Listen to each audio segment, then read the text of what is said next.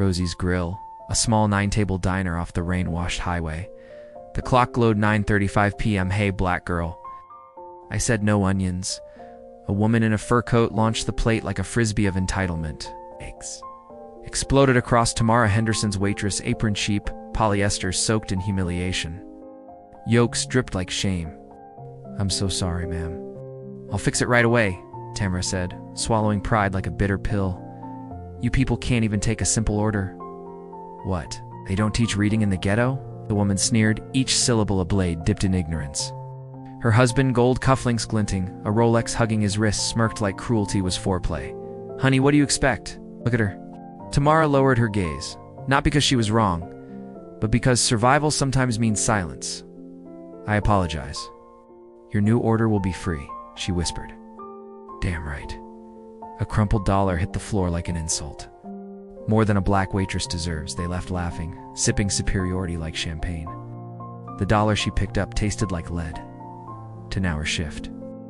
$23 total. Her bones hurt, her dignity limped, but her kindness still stood tall. Outside, rain bombarded the town like nature was angry on her behalf. Thunder clapped harder than their racism. On Cedar Street, an old white man appeared like a ghost soaked in forgetfulness. Barefoot, torn jacket. Eyes adrift in a fog too thick for any lighthouse. He shook violently. Tamara had one bill left. Just one loyal green soldier, $20. It was rent's best friend, hunger's betrayer, and her life's last candle. Yet she handed it over without trembling. Miss, this is too much. You need it more than me, he said. She removed her jacket, her only jacket. Warm like her mother's hugs once Juan draped it over him like armor. Stay dry. Find somewhere warm. She wasn't fine. She was drowning quietly, but heroes do CPR before they breathe themselves.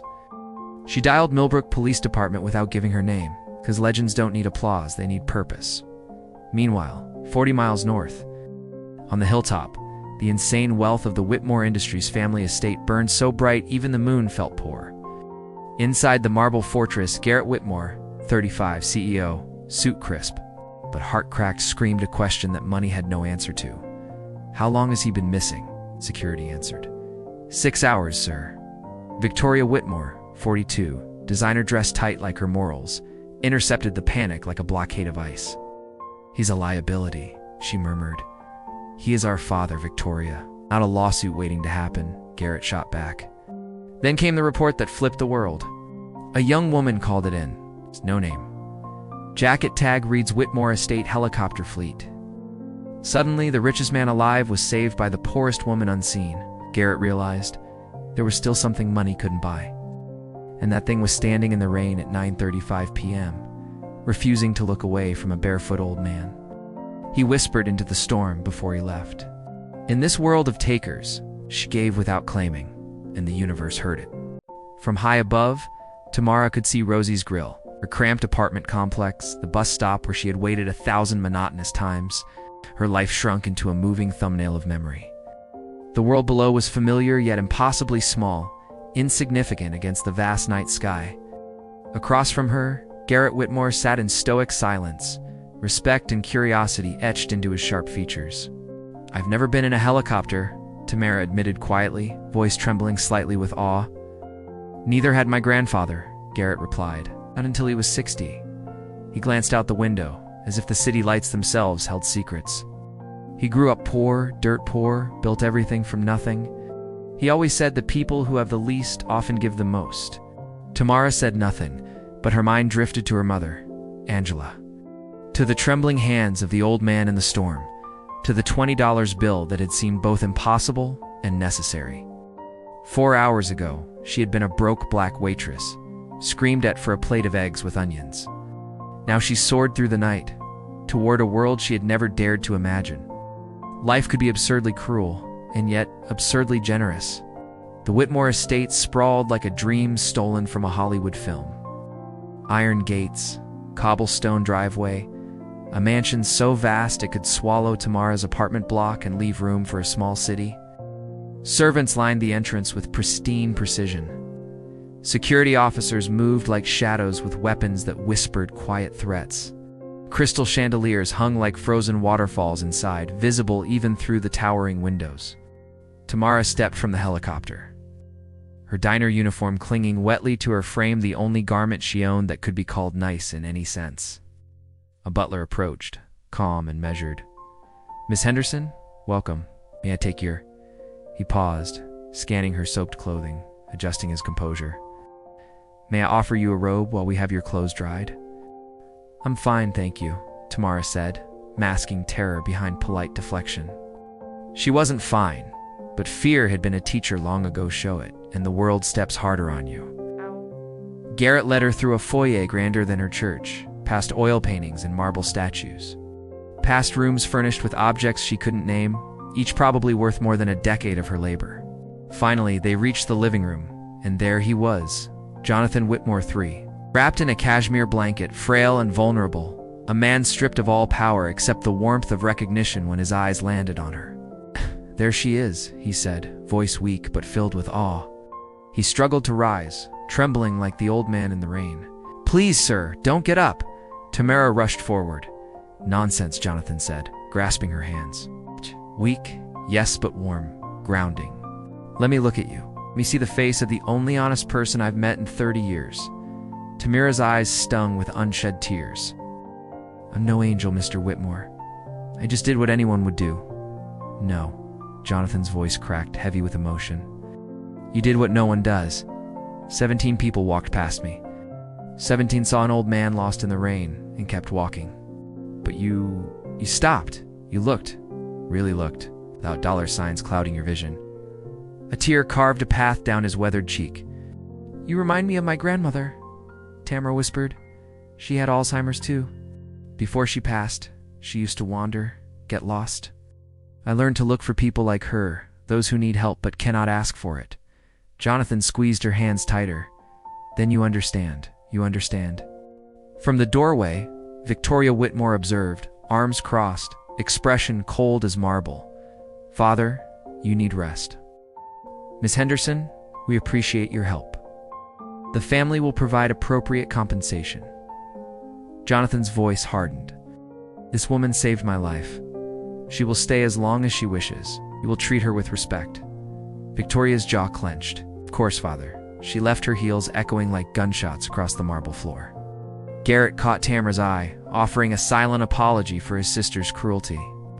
Later, as dawn crept pink and gold across the gardens, Garrett led Tamara through manicured hedges.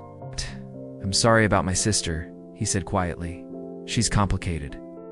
She doesn't want me here." "No, she doesn't," Tamara replied. Silence held them as they walked. "Victoria manages my grandfather's assets. She's been pushing to have him declared incompetent to take full control." Tamara froze. "Why are you telling me this?" "Because you deserve to know what you've walked into. My family is broken. Money does that sometimes. Rot seeps in through walls no one notices." He gestured toward the mansion. "Your grandfather is the only good thing left. But tonight, when he saw you, I saw a light in his eyes I haven't seen in months." "You gave him something money can't buy." "Hope," Tamara whispered. 3 days later, Tamara sat in Jonathan Whitmore's private study. Walls lined with leather-bound books, a fireplace crackling, throwing golden light on polished mahogany. 3 lawyers, perfect suits, crisp lines, sat across from her. Papers spread like a battlefield. Tamara wore her cleanest thrift store blouse and slacks, pressed by Rosa that morning. Jonathan, sharp and lucid today, sat beside her. Miss Henderson, the lead attorney, began. "Mr. Whitmore has instructed us to prepare a gratitude package. $1. $100,000 in cash plus a full scholarship to any nursing program in the country." Tamara's breath caught. $100,000. Rent paid. Food bought. Degree finished. Terrell helped. A fresh start. "I can't accept this," she said firmly. "Why not?" Jonathan asked. "Because I didn't help you for money. I helped because it was right. If I accept this, it changes everything. It becomes transactional." The lawyers exchanged stunned glances. Never had someone refuse Whitmore money. Jonathan smiled. "Garrett, do you see why I like her?" Garrett nodded from the corner. "I see, grandfather." Jonathan held Tamara's hand. I've spent 50 years surrounded by people who want my money. Every smile hides a motive. But you gave your last $20 when you thought I was nobody, when you had nothing. Let me do something for you. Not payment, gratitude. There's a difference. Tamara stared at the documents. Dreams, sacrifices, all waiting on mahogany. I'll accept the scholarship, she said finally. Education is opportunity. My mother would have wanted that. She pushed the cash aside.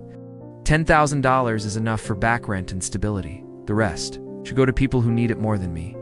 Jonathan Loftus sounded pure and joyful, stunning in its rarity.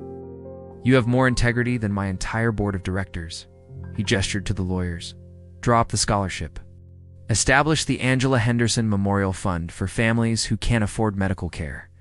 Tears streamed down Tamara's face. Mr. Whitmore, you don't have to. I want to. That's the difference.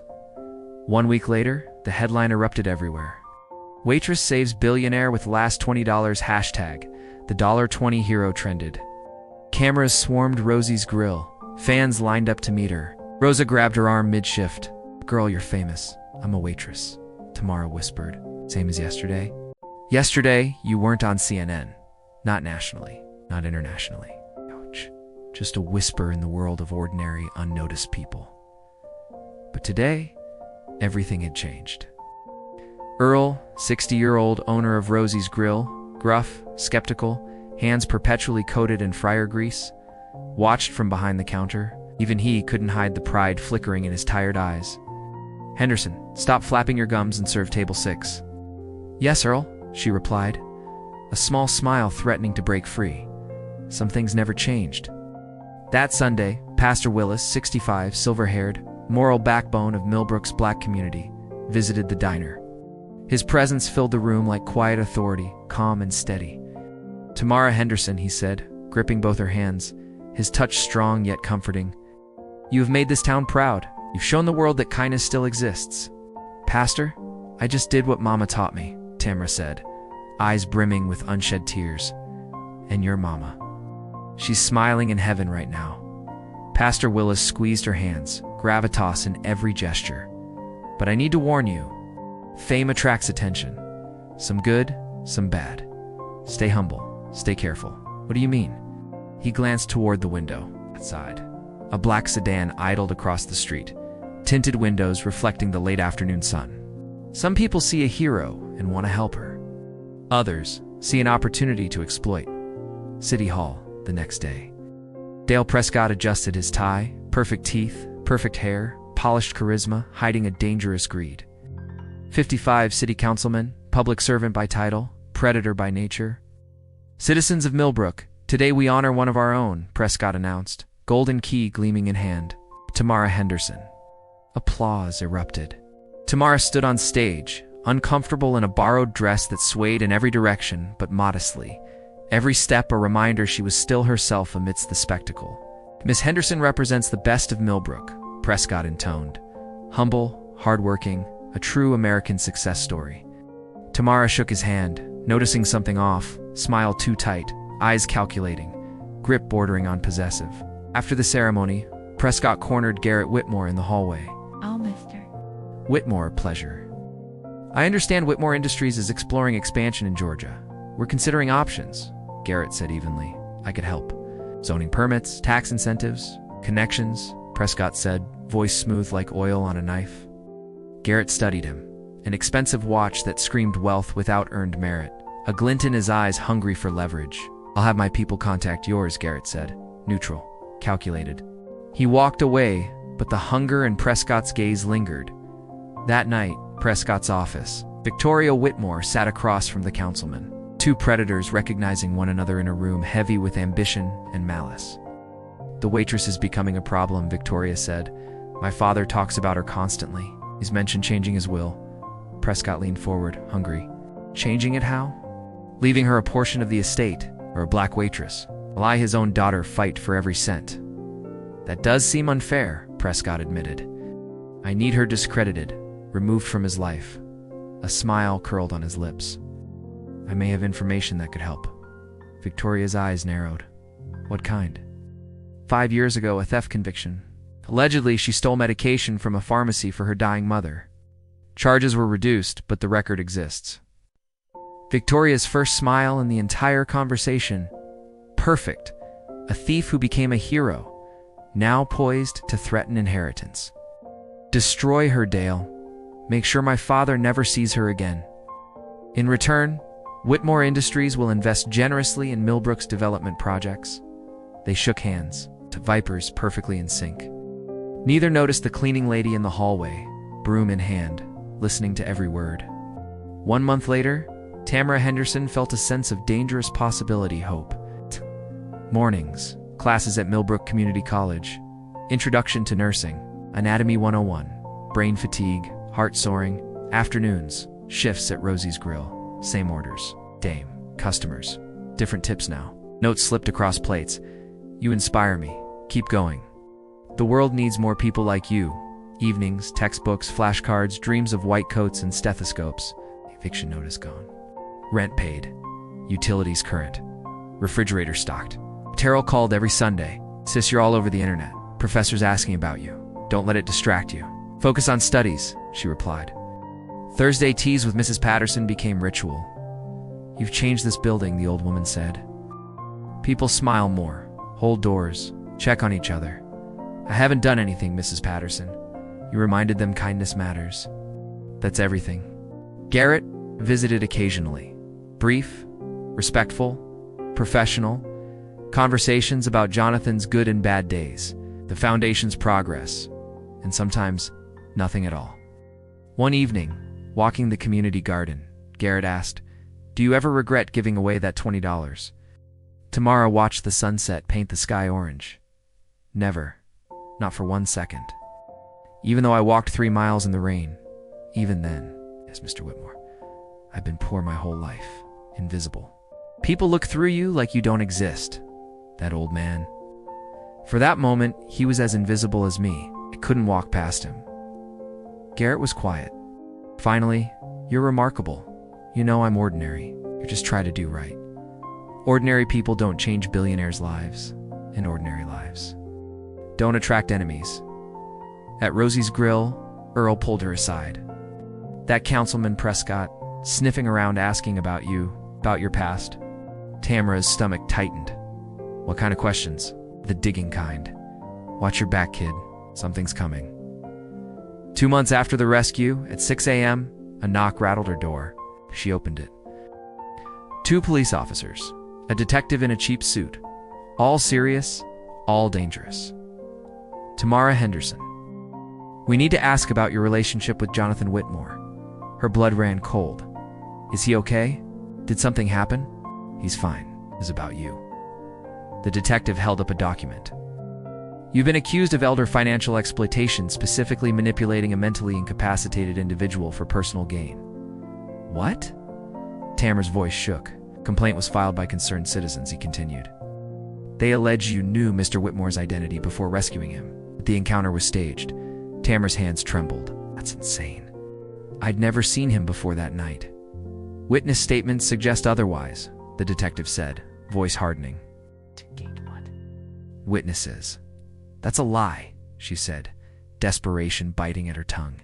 He pulled another paper from his folder. "Miss Henderson, there's something else. Your criminal record. Time stopped. 5 years ago. Theft. Controlled substances. Pharmacy knees buckled." She clutched the doorframe. That was different," she whispered, voice breaking. "My mother was dying. She had cancer. Stage 4. We couldn't afford pain medication. I was desperate. So you admit you're a thief," the detective said, cold eyes sharp. "I was trying to save my mother." Tamara snapped, voice trembling. "A thief who coincidentally saves a billionaire," he said, lips curling into a cruel smile, "who then receives scholarship money and public acclaim. It's quite a pattern, Miss Henderson." Tamara struggled to breathe. They were using her mother against her. Mama's death, my love, my sacrifice, turned into a weapon. "Am I under arrest?" she asked, voice cracking. "Not yet, but don't leave town." "And Miss Henderson," tucked the notepad into his pocket. "The media loves a fallen hero. I'd prepare myself if I were you." That afternoon, the story exploded online. $20 hero a fraud? Waitress with criminal past? Questions surround Billionaire rescue? The internet turned savage overnight. Once a thief, always a thief. She probably targeted that old man. Predator. Black people always looking for a handout. Tamara sat in her apartment watching her life collapse in real time. Her phone rang. The college. Miss Henderson, your scholarship has been suspended pending investigation. We'll be in touch. Click. Her phone rang again. Earl, Tamara. I'm sorry. Customers are complaining, threatening boycotts. I can't. I have to let you go. I'm so sorry. Click. Her phone rang again. A blocked number. She answered anyway. Miss Henderson, a smooth, triumphant voice said, I hope you've learned your lesson. Stay away from my father. Stay away from my family. This is just the beginning. Victoria, I didn't do anything wrong, Tamara shouted. You're a convicted thief who targeted a vulnerable old man. That's the story now. That's the truth now. A cruel laugh. Go back to your ghetto, Waitress. You don't belong in our world. Click. Tamara stared at her phone. Then she looked at her mother's photograph and broke. Mama, she whispered. Tears streamed down her face, body racked with sobs. I stole those pills so you wouldn't die screaming. And now, they're using it to call me a criminal. They're using your pain. What? To destroy me. She curled up on her mattress, the same mattress she'd slept on since she was 19, the same mattress where her mother took her last breath. I did everything right, Mama. I helped that man. I didn't ask for anything. I just wanted to do good. The apartment felt smaller, darker, walls closing in. A knock at the door. Tamara didn't move. Another knock, softer. Tamara, it's Garrett. She wiped her face, opened the door. Garrett stood there, expression guarded, distant, unfamiliar. I heard about the investigation. And you believe it? Silence. Garrett, look at me. Do you believe I targeted your grandfather? He couldn't meet her eyes. I don't know what to believe, Tamara. There's evidence. Witnesses. Your record? My record? Her voice rose. I stole pain medication for my dying mother because we couldn't afford it. The judge dismissed the charges. I'm not a criminal. I know, but the board is concerned, Victoria says. Victoria's lying. She's the one behind this. Can't you see? As Tamara's eyes blazed, Garrett stepped back, I think we should keep our distance until this is resolved. Tamara stared at him. The man who had flown a helicopter to her street, who called her remarkable, who promised his grandfather's gratitude, now stood in her doorway, unable to look her in the eyes. Get out, Tamara, get out. He left. Tamara closed the door, slid down to the floor, arms wrapped around her knees. Everyone was gone. Earl, the college, Garrett, her reputation, everything she had built, everything she had hoped for vanished. She sat in darkness for hours, watching shadows crawl across the walls, wondering if she should disappear, start over, become nobody again. Then her mother's photograph caught her eye. Angela Henderson, smiling through pain, fighting until the end. Baby girl, don't ever be ashamed of doing right, even when the whole world says you're wrong. Tamara wiped her tears. She stood, flipped on the light. No, I didn't come this far to quit. I didn't survive Mama's death, poverty, racism, exhaustion. To let some rich woman and her pet politician destroy me. They want to fight. They'll get one. The next morning, Rosa showed up with groceries in fury. Open the door, Tamara. I know you're in there. Tamara let her in. Rosa set the bags down, grabbed her hands. I don't believe a single word of that garbage. Not one word. Rosa, your husband? My husband can sleep on the couch until he learns to recognize a good person. I've known you 3 years. You're the most honest woman I've ever met. Tamara's eyes welled. Don't thank me. Help me fight. Rosa pulled out her phone. I've been digging. That concerned citizens group that filed the complaint doesn't exist. No address, no members, no history, a shell. How do you know? My cousin works at City Hall. She showed paperwork, registered 2 weeks ago, right after Prescott met with some fancy blonde woman at his office. Tomorrow's our day, Tamara. Victoria, that's what I'm thinking. An hour later, Mrs. Patterson arrived with tea and documents. I've been your landlord for 4 years, dear. I know your character. These accusations are nonsense.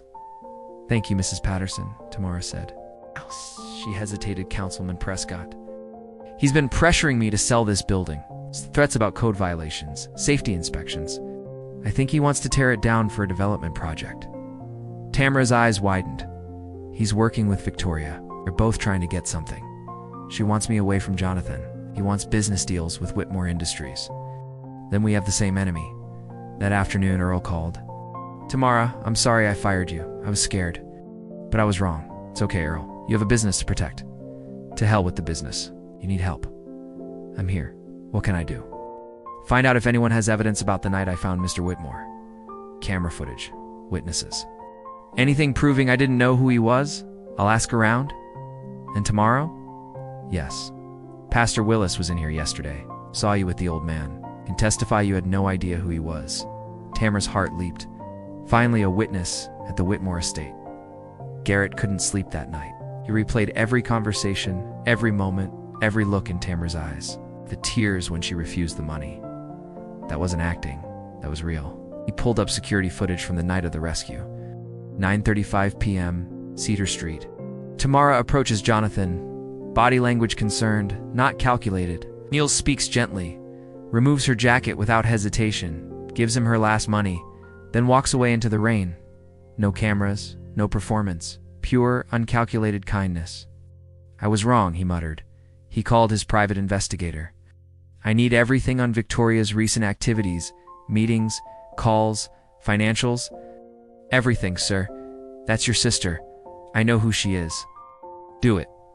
3 days later, the investigator delivered a file. Garrett read alone, hands trembling with rage. Victoria had been siphoning funds from Jonathan's accounts for months, small amounts, hidden, totaling over $2 million. She'd met Prescott 6 times. Payments flowed to shell companies linked to his development projects. Most damning, a recorded phone call. Destroy her, Dale. Make sure my father never sees her again. Whitmore Industries will invest generously in Millbrook's projects. Garrett closed the file. His own sister, his own blood, conspiring to frame an innocent woman, stealing from their dying father. He picked up his phone. Tamara, it's Garrett. Don't hang up, please. Silence. I was wrong. I have proof. I know who's behind this, and I want to help you destroy them. More silence. And why should I trust you? Because my grandfather was right about you. I was a coward not to see it sooner. I'm sorry, Tamara. I'm so sorry. Long pause. What kind of proof? Everything. Victoria Prescott, the shell companies, the money trail. All of it. Another pause. Meet me tomorrow. My apartment.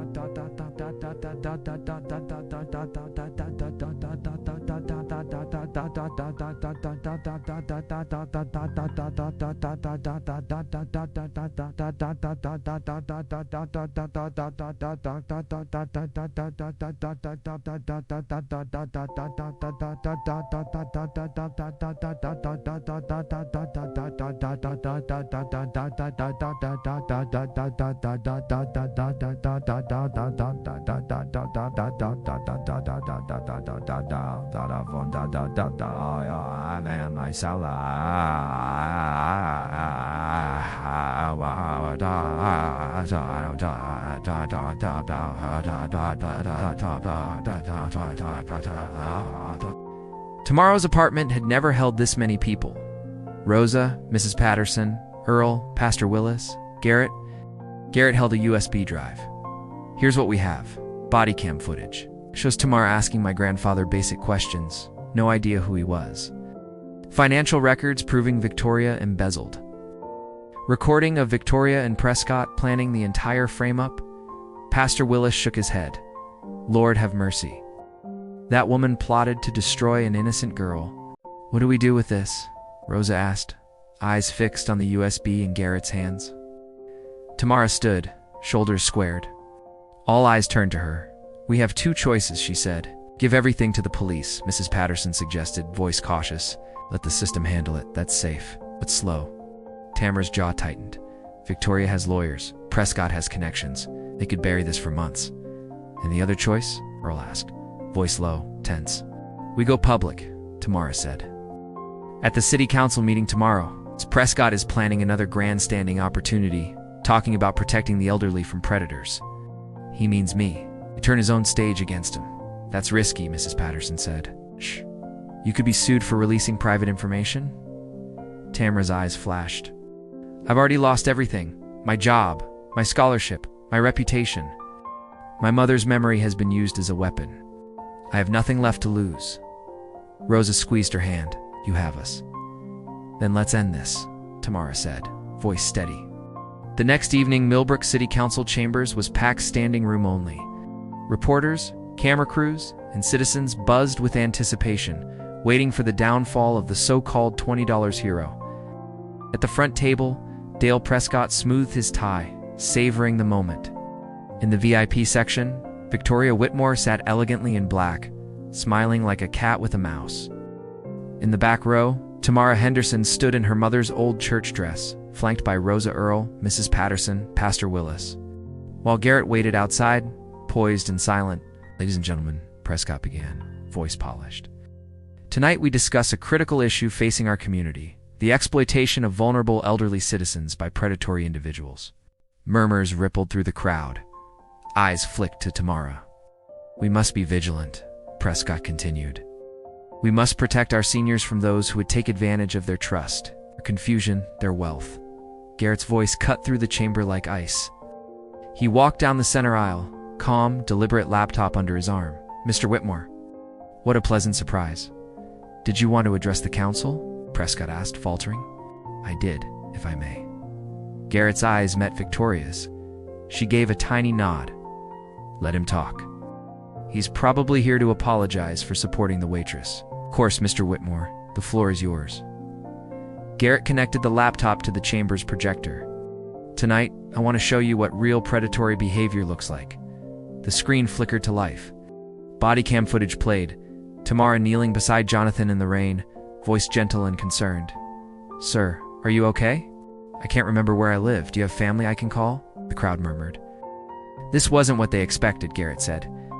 As you can see, Miss Henderson had no idea who my grandfather was. She was simply helping a lost old man in a storm. Prescott laughed nervously. One video doesn't prove the screen changed. Audio played. Victoria's voice unmistakable. Destroy her, Dale. Make sure my father never sees her again. Prescott's voice. Whitmore Industries will invest very generously in Millbrook's development projects.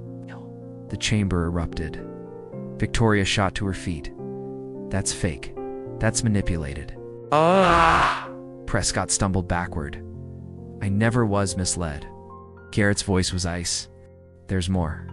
Financial records appeared on the screen showing Victoria had embezzled over $2 million from Jonathan's accounts, funneling money to Prescott's shell companies. A paper trail a mile long. He turned to face the crowd. Kindness isn't charity. Seeing someone when nobody else does. Tamara Henderson saw my grandfather. She gave him her last $20. She walked 3 miles home in a storm rather than wait for thanks. And for that act of pure kindness, these two, he pointed at Victoria and Prescott, tried to destroy her. The chamber doors opened. Jonathan Whitmore entered in a wheelchair, pushed by his nurse. Victoria's face went white. Father, you shouldn't be here. Your condition. My condition. I am dying, Jonathan said, frail but clear. And before I die, I want justice done. He wheeled to the front, eyes on Victoria. Daughter, I gave you everything, every opportunity, every advantage. You chose to steal from me, frame an innocent woman, betray your own blood. Victoria's composure cracked. Father, I was protecting you, your inheritance. I know I wasn't perfect, Jonathan interrupted, eyes wet. I worked too much, missed too many moments. But I never taught you this. He turned to Tamara. Miss Henderson, will you come here? Tamara walked forward, legs trembling. Jonathan took her hand. This woman gave me her last $20 when she had nothing. She gave me her jacket in a storm. She asked for nothing in return. In all my years of building empires, I have never met anyone with such pure integrity. You saved me, Tamara. Not just that night. It reminded me that goodness still exists. I will spend my remaining days making sure the world knows who you really are. Tamara stepped to the microphone. The room fell silent. Not going to lie to you. 5 years ago, I stole pain medication from a pharmacy. My mother was dying of cancer in agony every single day. We had no insurance, no money, no options. So I stole pills so my mama wouldn't die screaming. She paused, letting it sink in. I was arrested, confessed. The judge showed mercy because I was a desperate daughter, not a criminal. But the record exists, and these people. She looked at Victoria, and Prescott used my love for my dying mother as a weapon against me. I'm not perfect. I've made mistakes. But what I did that night, giving that man my last $20, that was not a mistake. That was everything my mother taught me. When you see someone hurting, you help. You don't ask questions. You don't wait for rewards. You just help. She faced Prescott directly. You thought I was small enough to crush. You were wrong. The chamber erupted in applause. Rosa sobbed. Earl wiped his eyes. Mrs. Patterson clutched her heart.